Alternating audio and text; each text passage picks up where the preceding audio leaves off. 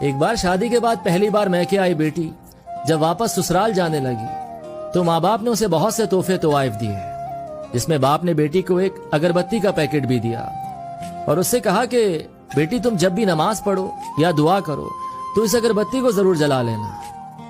جیسے ہی وہ سسرال پہنچی تو ساس نے بہو کے گھر سے آئے تحفوں کو حسد بھری نگاہ سے دیکھا، اور جب اس کی نظر اگربتی کے پیکٹ پر پڑی تو من ہی من میں ہنسنے لگی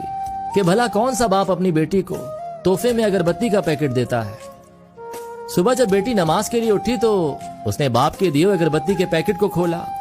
تو اس میں سے ایک چٹھی بھی نکلی جس میں لکھا تھا کہ بیٹیا، یہ اگربتی خود تو جلتی ہے لیکن اپنی مہک سے پورے گھر کو مہکا دیتی ہے۔ ہو سکتا ہے تم کبھی اپنے شوہر سے روٹھ جاؤ یا کسی بات پر ساس سسر سے ناراض ہو جاؤ، دیور یا ننن کی کوئی بات تمہیں بری لگ جائے تو تم میری دی ہوئی اس نصیحت کو یاد رکھنا، اس اگربتی کی طرح جلنا۔ جیسے اگربتی خود جل کر اپنی مہک سے دوسروں کو تر و تازہ رکھتی ہے، ان کو سکون دیتی ہے، اسی طرح بیٹی تم بھی سہ جانا،